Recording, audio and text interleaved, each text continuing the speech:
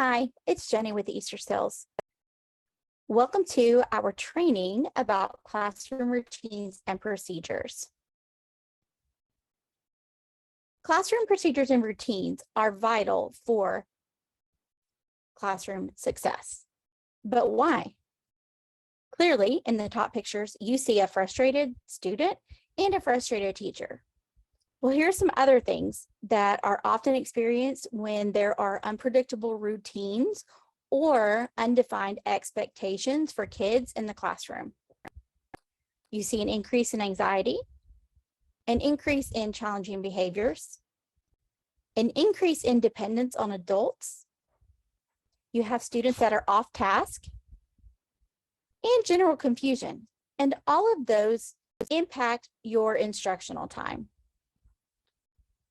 But after implementing procedures and routines, we see the happy kid and the happy teacher. So when you have procedures and routines in the classroom, you see an increase in independence. You see students thriving with an increase in structure. You have a decrease in anxiety, an increase in task initiation, increased student engagement, and a change for the better in LRE. All of those lead to an increase in instructional time. In short, routines are good for everybody. So let's talk more about why routines are so important. They increase independence. So you're going to have an increase in self-confidence. It's going to free up staff. Your classroom is going to be more efficient. And it's going to give students the skills that they need for daily life. If routines are taught to automaticity, you're also going to see freed up brain space. Routines take brain power until they are automatic. Teaching them frees up that brain space for learning if you can get students doing those routines automatically. So here's an example. Picture your morning routine as you drive to work. While you drive, maybe you think about what you need to do after school, the groceries that you need to buy for dinner, and what you're going to have for dinner. And maybe you have a meeting today at school that you're thinking about. There are so many things that we think about as we go through routine activities. Now imagine that your usual drive's interrupted with a roadblock, or there's a wreck in front of you and you have to take a detour. Well, now your brain doesn't have that free space to think about what's for dinner, the meeting that's going to happen at school today, because instead you're thinking about each turn that you need to take to get to work. So we want those routines to become automatic so our students have brain space to think about other things during routine activities. And then you're going to see a decrease in anxiety and challenging behavior. Predictable events let the students know what to do. We know that sometimes when students get bored, they're going to engage in undesired or challenging behaviors. So making sure that we tell students what they should be doing gives them something to do. It gives them a purpose, something to focus on. Is it going to work for every student every time? Probably not, but it will have a significant impact on your overall classroom. All of our project prepare work is aligned to tests and the high leverage practices. We know you feel the pressure of getting your content and your essential standards in, and we have some good news for you. Routines and procedures optimize your instructional time. When procedures are in place and students have been taught to use them, teachers actually end up with more time to spend on teaching their content. Without good routines, it's very easy to lose 10 minutes of instructional time. If you lost 10 minutes a day, that's 50 minutes a week. That can really add up over the course of 9 weeks or even an entire school year. If you add all of that up, that's a big deal. Tests for teacher evaluation tells us what good teaching looks like. And those special education high leverage practices, there are 22 critical practices which are used frequently in successful classrooms. And we have pulled out the specific ones in relation to procedures and routines.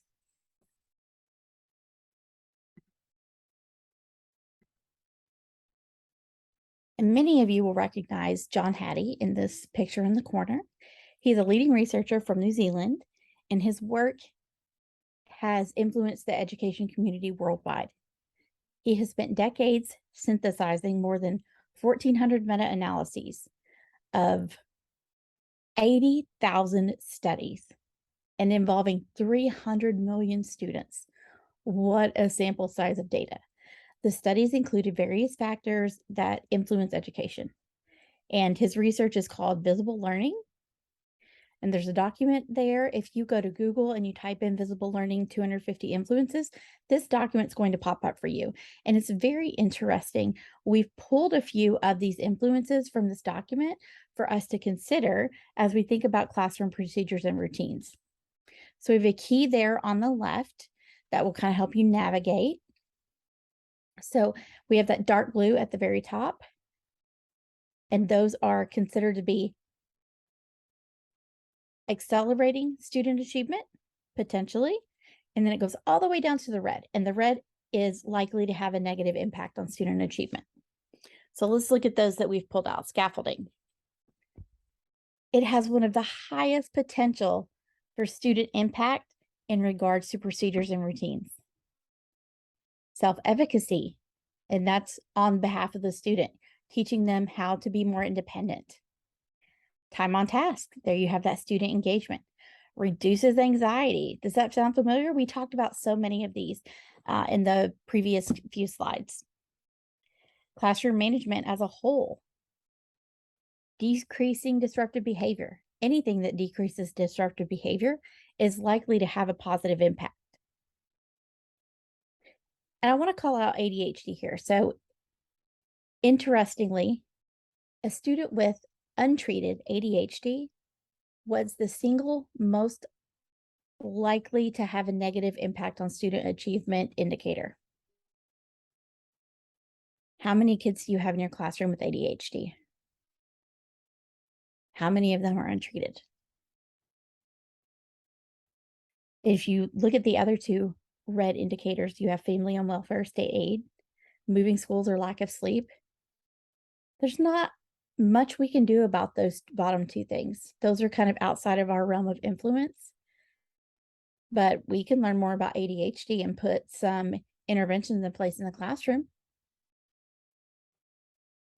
I really encourage you to go find this document and look at the different influences.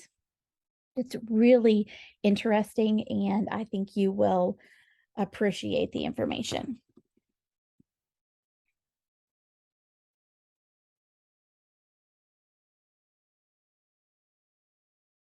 And next, we are going to move into teaching strategies and supports. So every time you see these road signs, that means we're going to address a new strategy, and we're going to start with a task analysis. What is a task analysis? Well, a task analysis breaks down and simplifies a complex task and gives it step-by-step instructions for the behavior or skills needed to complete the task. We do this because sometimes skills can be difficult for learners to process as a whole, and a task analysis helps learners gradually acquire smaller, more manageable steps of a complex target skill or behavior.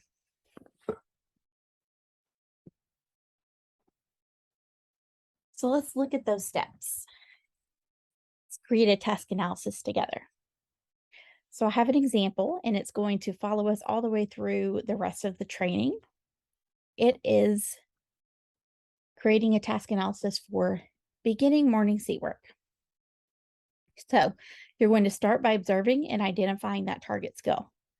Determine what your skill is going to be. So in this classroom, it was beginning morning seat work. And then you're going to need to consider any prerequisite skills that are needed for that. So we have 3 here. Walk to the classroom, read your seat work directions, and follow your seat work directions. And then we have break the skill into parts. So for this example, I only have 3 on here because that's how much space we have, but you would write out how many steps you needed for your task or skill. So we have walk to the door, walk in the door, and walk to the seat area to work. When you start to write a task analysis, you will likely find that there are far more steps to a single task than you ever thought possible. And some people do the steps differently. They do them in different orders. They do a different step than others. So it's really important that everyone in your classroom knows exactly what steps you are using to teach so that everyone is using a consistent direction and that it's not confusing for our students. So after you've written your steps out, you're going to follow those steps to confirm if your task analysis is complete. As I mentioned on the previous screen, I personally like to do the task as I write it out. What you're going to find is that people do little steps differently on a task analysis, and that's okay. The important part is that everyone is on the same page. And when you're using this to teach students, you need to make sure that everyone is using the same order and directions. So then you're going to teach the routine using proven methods. What kind of teaching strategies and supports can you use to teach this task analysis? And don't worry, we're going to talk about some of those coming up next. And then you're going to collect data while you're implementing the task analysis and use that data to inform future decisions. So there's a few pro tips that will make a task analysis work for you.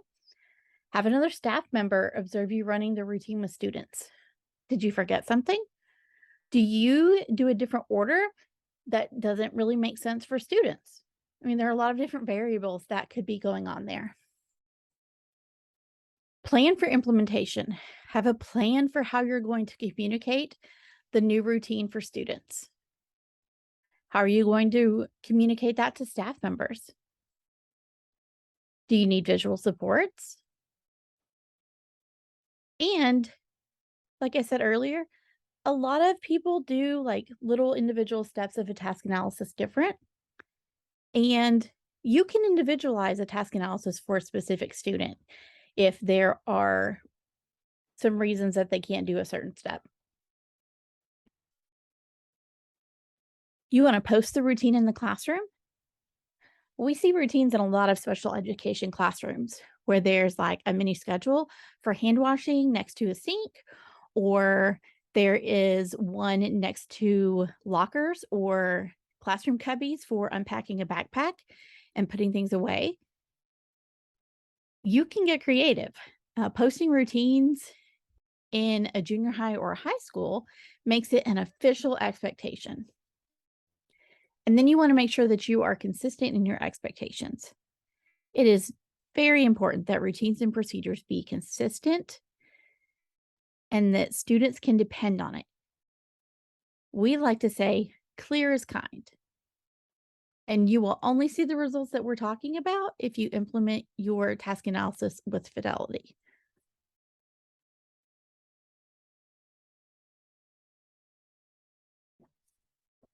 Now let's talk about chaining procedures. In most classrooms, routines and procedures are taught total task, where all of the steps are practiced in order and all at one time. However, with our students with more significant cognitive disabilities, they may need us to break down the routines into those smaller steps and teach those steps individually. So when you're doing that, you'll need to determine if you're going to start at the beginning of the routine or at the end of the routine.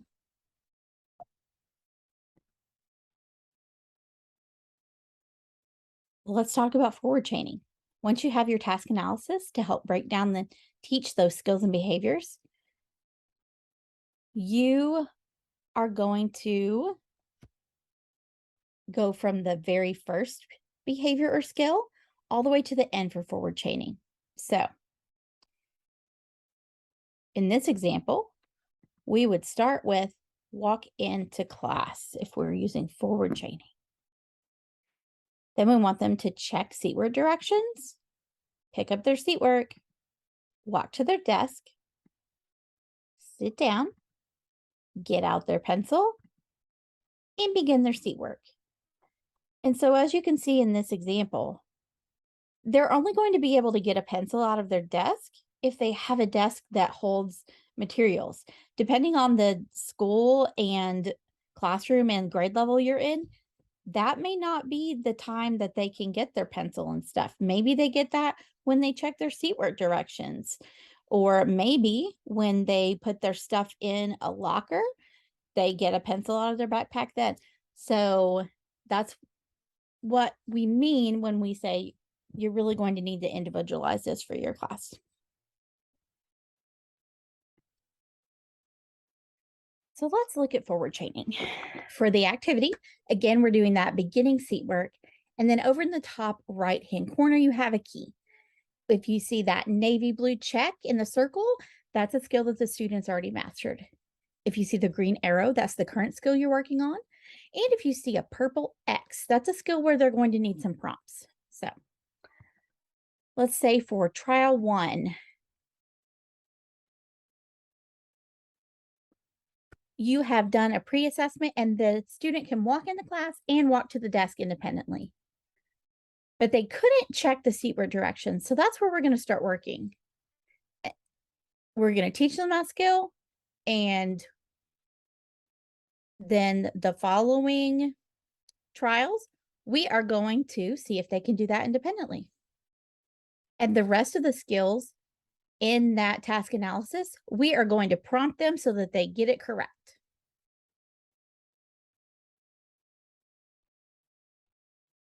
So now they've mastered checking their seat work directions, but they're not picking up their seat work. So that's going to be our next target skill, the current skill.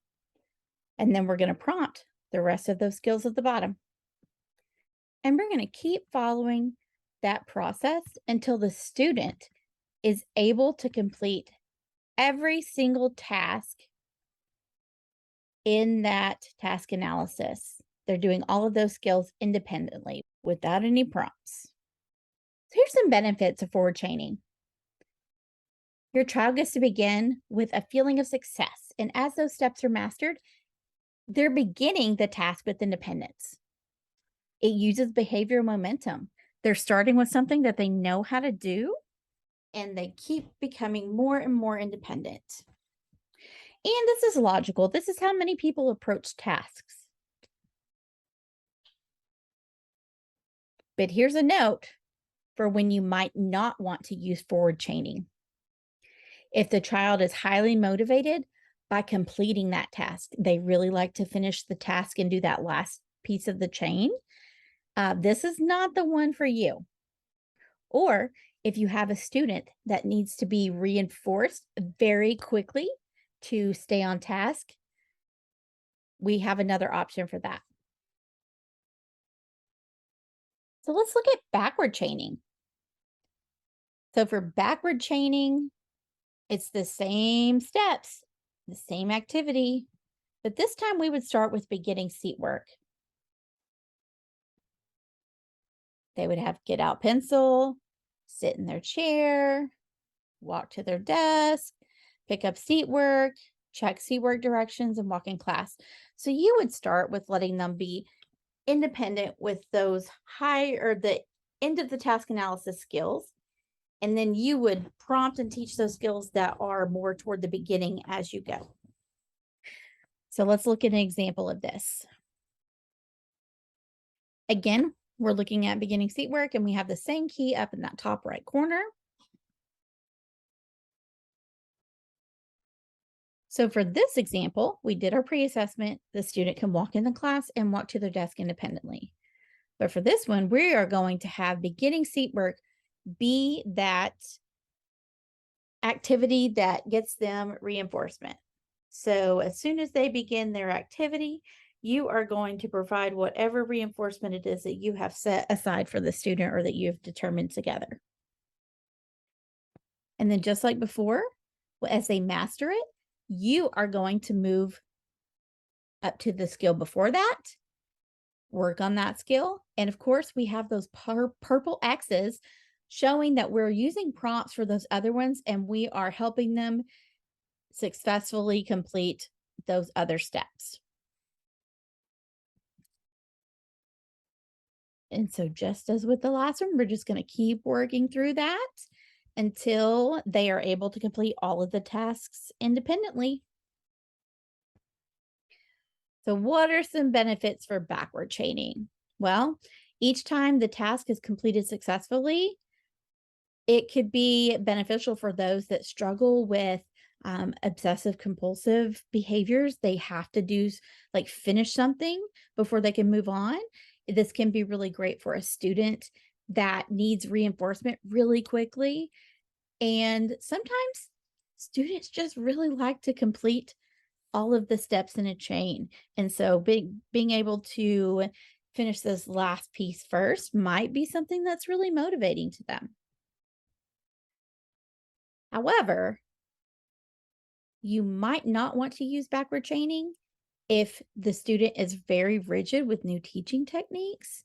Sometimes students with autism will fall underneath that rigidity, but that's not the only student that might have that. So if you have a student that has a really hard time with different routines and activities, this might not be one that you want to use.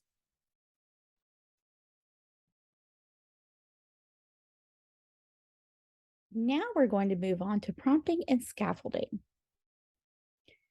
We all have routines and procedures in our classrooms, and we all have a few students who we spend more time with because they just don't follow those procedures. So now that you have your task analysis created and you've determined which training procedure you will use, how are you going to teach it? Well, we have some strategies for prompting and scaffolding for you.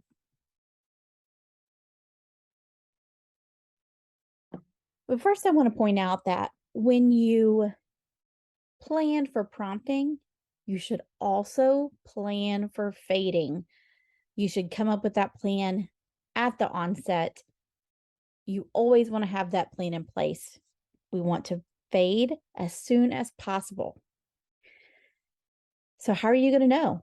When is it time? You have to collect data. You have to evaluate that data.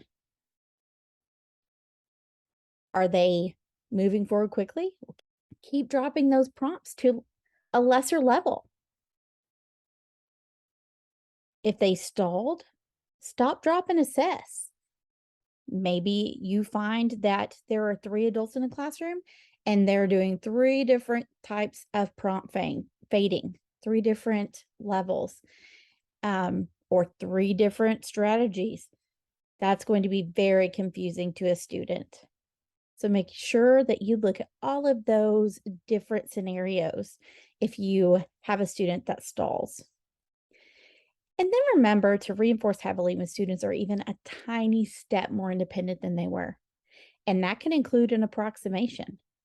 Maybe they didn't complete the whole skill, but they did a little bit more than they did the day before. Make a big deal out of that. The closer they get to independence, the better they are going to perform on a task analysis.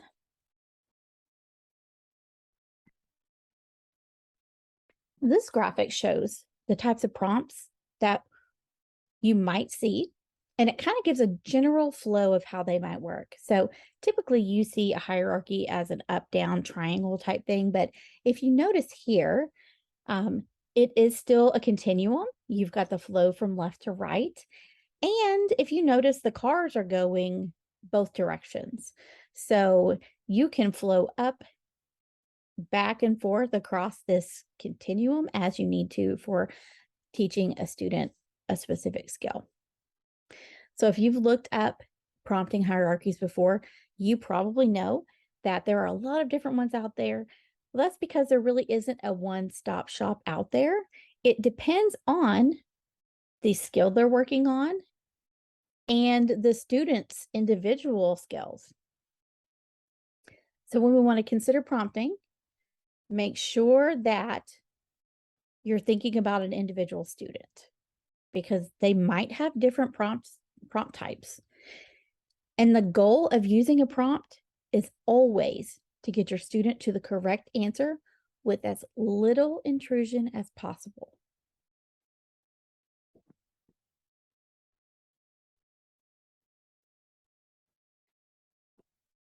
So here is an example of how you could fade prompts. This would be a most to least fade.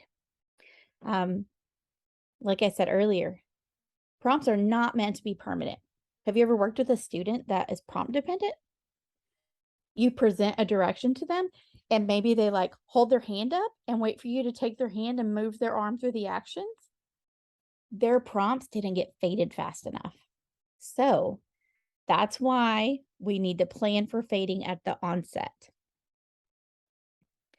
So with most to least, you would want to use this kind of a fading process when the student lacks the skills to complete the task. They just don't know how yet. And so if we're looking at this the way it's set up on there, you would begin with most to least at full physical. And that would consist of a teacher placing his or her hands under the learner's hand to guide the learner through the initial training trials. It's really important that we are transitioning to under the learner's hand instead of hand over hand like we did in the past. It's less intrusive and you're not forcing compliance when your hand is underneath theirs. You are making the motions for them, but they're following along with you. They have a say in that. Perhaps then you move down to a physical and then verbal, and then you flow all the way down through there. So let's look at it and think about an example of this. So let's say we're talking about teaching a child to take a bite with a spoon.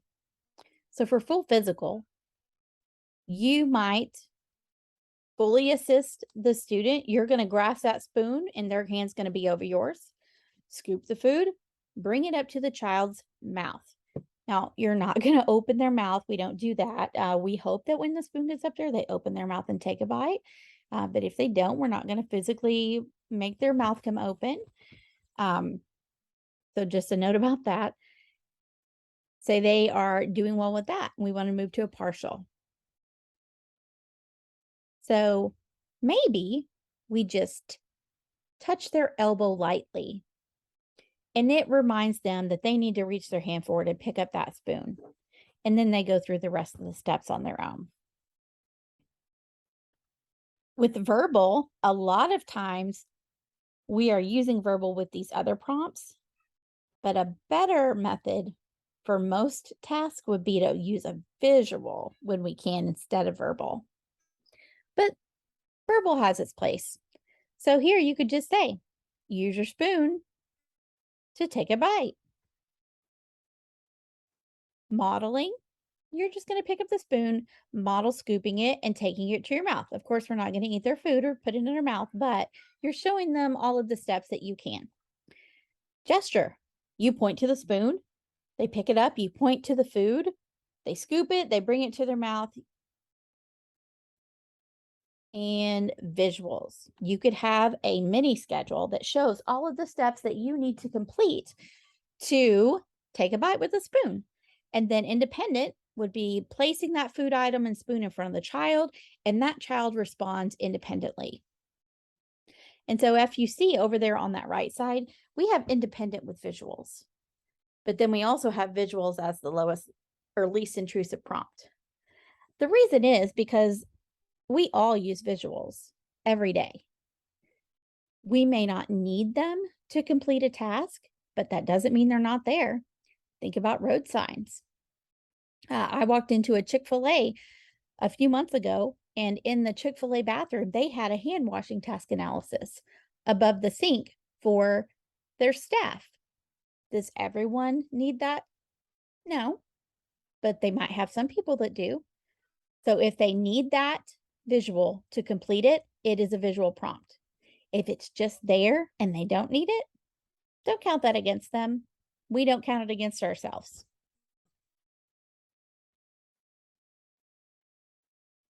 And now let's talk about least to most. So least to most is another way that you can fade prompts. And this is where you're going to start with the least amount of intrusion as possible. And this is really a great strategy for students that know how to complete the skill, but they're not doing it. And so you're kind of looking at motivation here.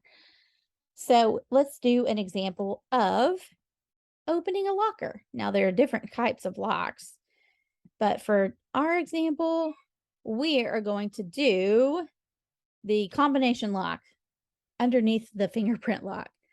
So, for an example, if you are doing this combination lock, your first is going to be a visual. And so maybe you have their code written on a card.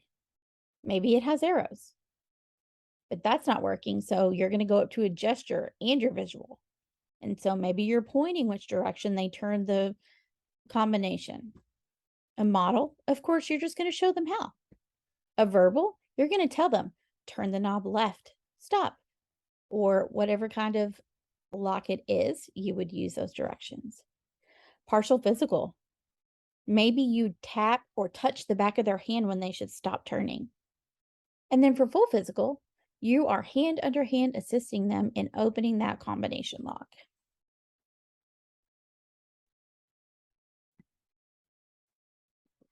And quickly, we wanted to take just a couple of minutes and talk about scaffolding. Scaffolding is a support provided to students who are struggling to master a concept. And when you're scaffolding instruction, educators break those tasks down into smaller, more manageable steps. Does that sound familiar? Well, that's exactly what we've been talking about with task analysis. And once you have those tasks or skills broken down into chunks, you're re-examining that zone of proximal development, right? The gap between where the student is and where the student needs to be, where you want them to be. And then you're going to design those supports and prompts to help the student close that gap. And just like those prompts, we have to fade scaffold so students can be independent. We wanted to bring some scaffolding into the training here because it is a high leverage practice for one, but also because it's a concept used in a lot of general education environments. And special educators are more likely to use the phrases task analysis and prompting. And so these are very, very similar instructional strategies. And we wanted to take this opportunity to make that connection for teachers. So scaffolding comes right alongside task analysis and prompting, and there are great strategies to support explicit instruction in those classroom procedures and routines. Really quickly, here's an example of an instructional routine. It's a graphic organizer.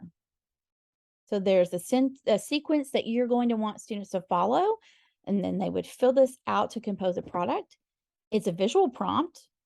If you're expecting students to include a certain item in their composition, you could use a task analysis and a data sheet to determine if a struggling student is in need of some more support completing the activity. And again, I'm going to point out that the data sheet, it's so valuable in pinpointing where the student is experiencing some barriers. And once we find that, then we can think about how we can support them in mastering that skill. I would like to give you some examples of how visuals can support academic routines. The visual doesn't have to be a visual to support every step. It could be more general and perhaps support a step in a routine that you see, like the Val Valley for RISE. So it could be something that they pull out for a certain part of the literacy routine and then put away.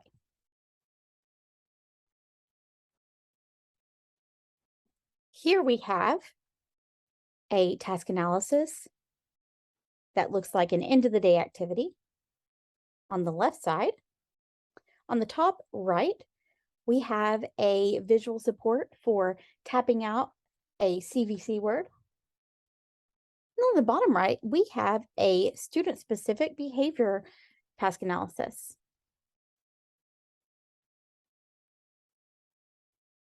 Here we have a couple of high school examples. So on the left side, like our example for entering the classroom and getting their seat work, you have directions on the wall and the students know what to do. They go over, pick up what they need, and get started. And then on the right side, we have a high school science class. And so this is how that routine is shown for that class.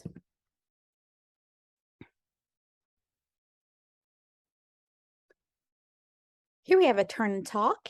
It has all the steps of what you would use to complete a turn and talk. We have an opening routine, and that one is all in words. So let's hope that all of the students that enter that classroom can read. Otherwise, we would want to have some kind of visual there. And then on the bottom right, we have a homework routine, which can be really supportive for a student completing homework.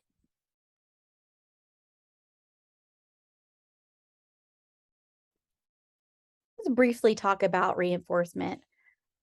Reinforcement is a vital component of teaching. And the really cool thing about teaching with the task analysis using a chaining procedure is that it cues you on when to provide reinforcement. So you've likely had many interruptions during the school year. I would say just this year, but every year, teachers have interruptions in the school year. And then after breaks, you come back and you think maybe the students forgot everything that they've learned the first semester. But that's why it's so important that you reteach those routines and procedures and you use reinforcement to solidify that teaching. Reinforcement is a great strategy to use when you want to see an increase in frequency of a behavior. So let's look at how we could use that in the classroom. So you have some options. You can reinforce at a whole class level, a group level, or an individual student level.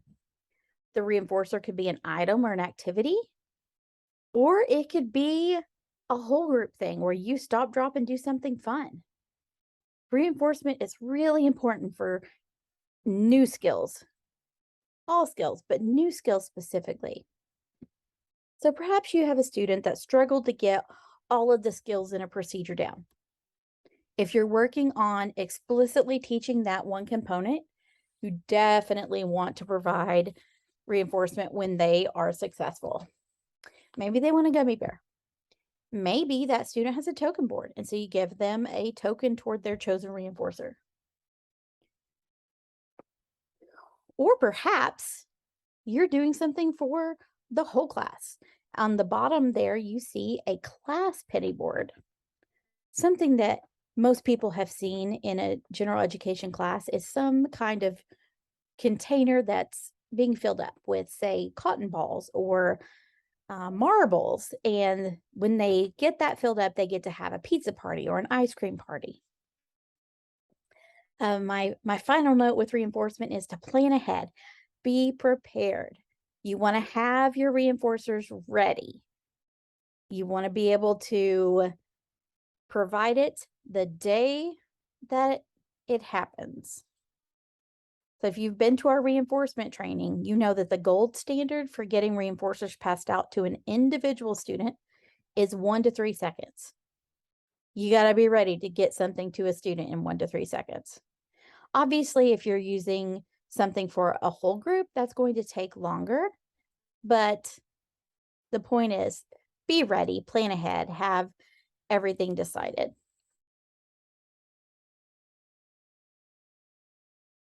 So database decision making is a process of gathering data, looking at how students are progressing towards specific goals in their academic or behavioral performance. So you're going to identify the current desired levels of performance, use an evidence-based intervention, regularly monitor progress toward meeting that goal. So there's your data. And then if you need to modify the intervention based on that data, do it. This is an iterative process rather than just a few steps to follow once. Database decision making is a process that can be implemented at all levels, from entire districts all the way down to specific students. So why is data important? It will be challenging for teachers to know if students are making adequate progress or what additional supports or instructional modifications may be important to support students who are not making adequate progress. If you don't have data, how do you know you're making the best decision for that student moving forward? You're just guessing. And unfortunately, although we see a lot of data collected by teachers, it's rarely being used to make decisions for individual student progress. So now we're going to take a quick few minutes to look at some practical ways to take data on routines and procedures. This data sheet was adapted from the STAR curriculum, and some of you may be using STAR or LINCS, and if you recognize this, that is fantastic. Continue using that. Make sure you're reflecting on your data. But let's look quickly at this one that we've altered. There you have your task analysis for your routine. At the very bottom there, you have your percentage. What is the mastery level you want them to be at? How often are you going to collect data? We have a scoring guide. And if you notice, that's where you put your prompting levels too.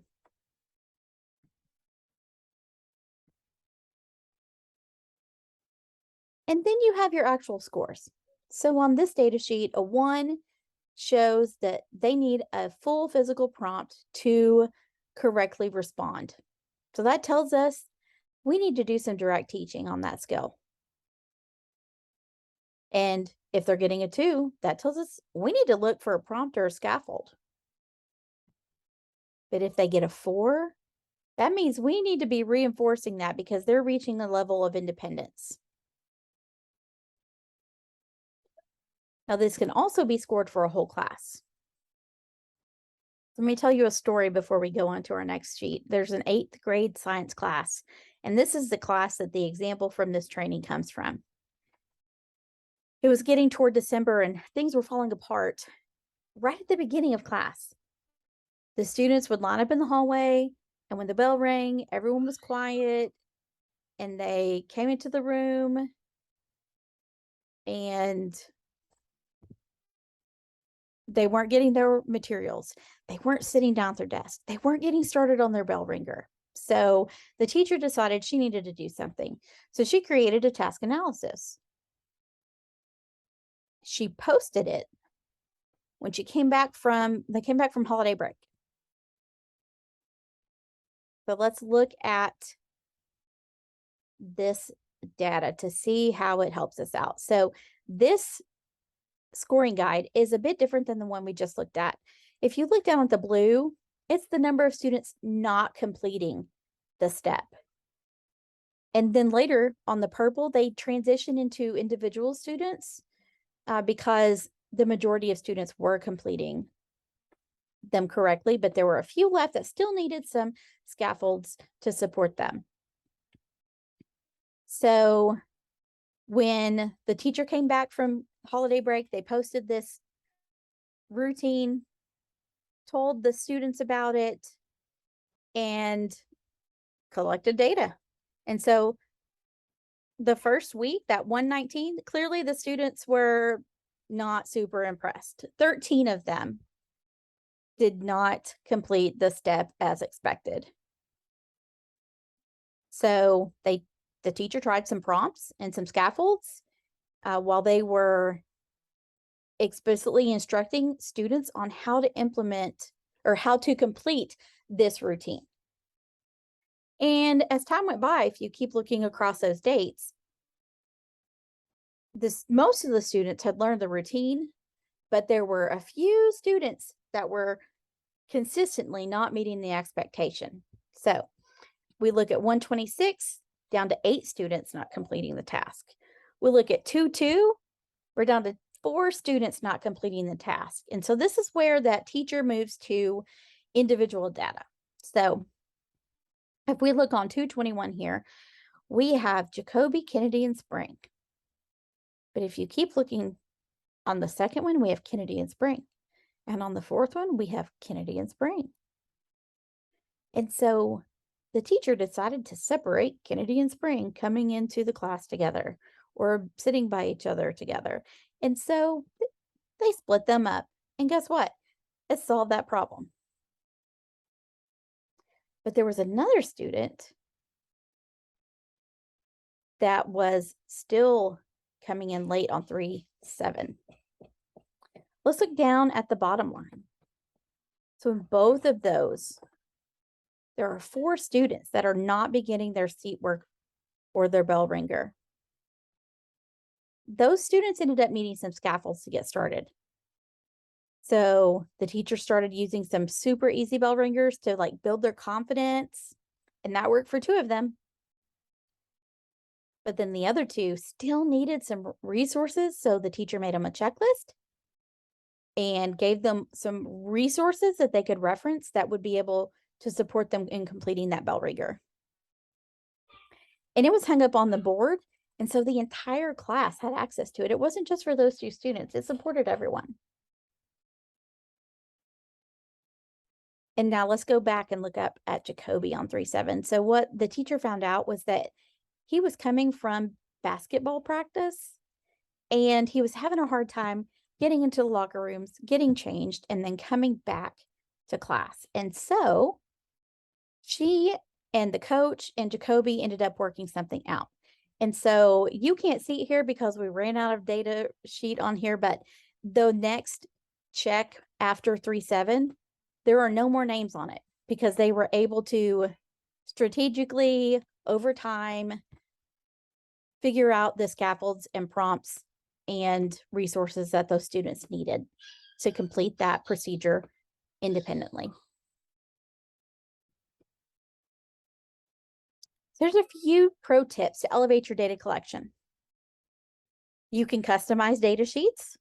The one that we just showed you, we have on our website. You can download and customize. Think about how often you want to collect your data. If you see the students every day, we recommend 1 time a week. Setting data days can be very supportive with getting your data collected. When I was a classroom teacher, on Mondays, I had 1 para that collected the routine data. On Monday, she collected 1 routine. On Wednesday, she collected another. And then on Friday, she collected a 3rd. We definitely recommend starting with 1 to 2 routines. I wouldn't do more than 3 at a time. That's a lot of stuff to work on and it can get confusing. And once you've learned a routine, you want to make sure they're generalizing that across environments.